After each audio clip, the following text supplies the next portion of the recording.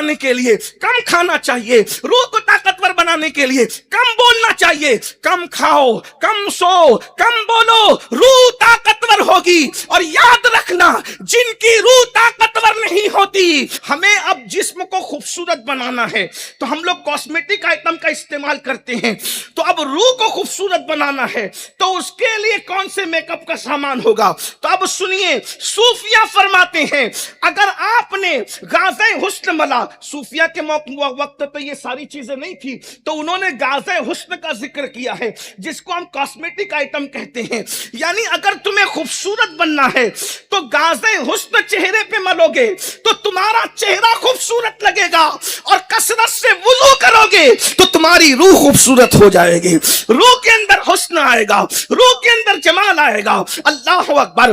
جم کرو گے تو جسم طاقتور ہو جائے گا، تہجد پڑھو گے تو روح طاقتور ہو جائے گی، قوت اس کے اندر آ جائے گی۔ اللہ اکبر۔ اور یہ بات بھی بتا دوں، جب جسم طاقتور ہوتا ہے تو بڑی سے بڑی مہم کو سر کر لیتا ہے، اور جب روح طاقتور ہوتی ہے تو روحانیت میں اس کو وہ مقام نصیب ہوتا ہے کہ انسان زمین پہ سو رہا ہوتا ہے اور اس کی روح عرش الہی کی سیر کر رہی ہوتی ہے۔ ذرا غور تو فرمائیں۔ اللہ اکبر۔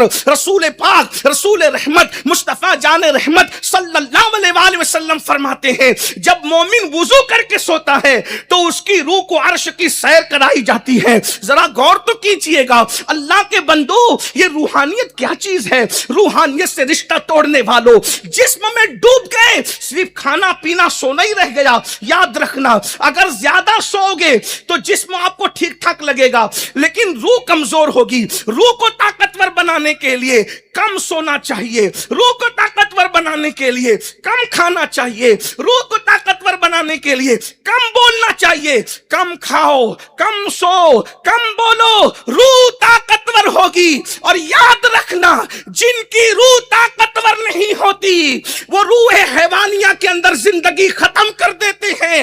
حیوانی روح جس کے پاس ہے اس کا جسم مرنے کے بعد سڑ جاتا ہے، گل جاتا ہے، کیڑے کھا جاتے ہیں، لیکن جس کو ملکوتی اور روح قدس نصیب ہو جاتی ہے مرنے کے بعد، وہ تو وہ ہے، اس کے جسم سے لپٹا ہوا کفن بھی میلا نہیں ہوتا۔ جس کو ہم اور آپ کہتے ہیں زمین میلی نہیں ہوتی، زمن میلا نہیں ہوتا، محمد کے غلاموں کا کفن میلا نہیں ہوتا۔ میرے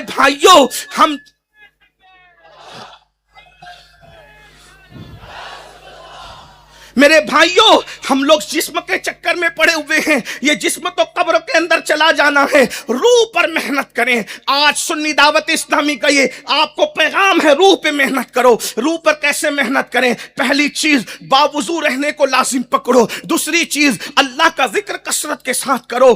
ذکر الہی روح کی غذا ہے، ذکر الہی روح کی غذا ہے۔ جتنا ذکر کثرت سے کرو گے روحانی طاقت بڑھے گی۔ اب میں ابھی روحانی طاقت کا ذکر کرتا ہوں آپ کے سامنے آگے۔ روحانی طاقت کیا ہے؟ آج ہم لوگ ہر فیلڈ میں جو ناکام ہے، اللہ اکبر، صرف زبانی زبانی زبانی، جسم جسم جسم، روحانیت کہاں ہے؟ ایک بات کہوں، جسم پہ محنت کرنے والا تقریر کرتا ہے تو گھنٹوں تقریر کر کے گلا پھاڑ کے بھی آواز بیٹھ جاتی ہے، کسی پر کوئی جو نہیں رہتی۔ لیکن جنہوں نے روح پہ محنت کی ہے، جب وہ تقریریں کرتے تھے تو لوگ اپنے دامن کو چاک کر لیا کرتے تھے، لوگ توبہ کر کے جایا کرتے تھے، لوگ اسلام کا کلمہ پڑھ لیتے تھے۔ حضور غوث العظم دستگیر کی محفلوں کو بھول گئے، غریب نواز کی محفلوں کو بھول گئے، سیدی احمد کبیر رفاعی کی محفلوں کو بھول گئے، مخدوم اشرف جہانگیر سمنانی کی محفل کو بھول گئے۔ میرے بھائی، آج ہم اپنے بیٹوں کو بھی ذکر الہی نہیں کروا رہے ہیں۔ ہمارے مرشد شاہ برکت اللہ عشقی پیمی مہروی رحمت اللہ علیہ جب اللہ کا ذکر کرتے تھے تو ان سے ذکر الہی سن کر کے پرندے بھی خدا کا ذکر شروع کر دیا کرتے تھے۔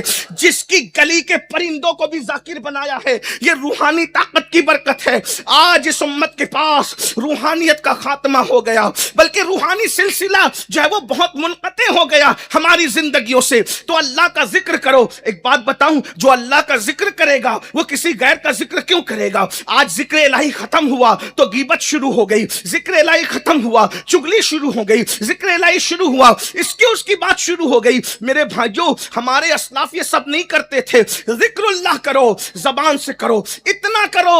فرمایا حدیث پاک میں آتا ہے اللہ کا ذکر اتنی کثرت کے ساتھ کرو کہ لوگ تمہیں ذکر کرتا دیکھ کر دیوانہ سمجھنے لگے، لوگ تمہیں پاگل سمجھنے لگے۔ کثرت سے اللہ کا ذکر کرو۔ اس کے بعد خدا کے ذکر کے ساتھ درود شریف کی کثرت بھی ہونی چاہیے، تلاوت قرآن بھی ہونا چاہیے۔ بلکہ بزرگوں نے ایک شیڈول پیش کیا ہے کہ ہم لوگ اس کے مطابق جو ہے وہ زندگی گزار سکتے ہیں۔ میں ایک چھوٹا سا خاکہ حضرت ہمارے مرشد سرکار ابو الحسین احمد نوری رحمت اللہ تعالی علیہ، جنہوں نے سراج العوارف کے اندر پیش کیا ہے، روحانیت کو مضبوط کرنے کے لیے کچھ بتاتا ہوں۔ نمبر 1، ہمیشہ باوضو رہو۔ نمبر 2، نماز کی پابندی کرو، اس لیے کہ نماز کی پابندی کو چھوڑ کر کے آپ روحانیت میں کبھی مضبوط نہیں ہو سکتے۔ نماز فرض ہے، نماز اہم العبادات ہے، نماز افضل العبادات ہے۔ قرآن مقدس میں کم و بیش 700 مرتبہ اللہ نے نماز کا حکم عطا فرمایا ہے۔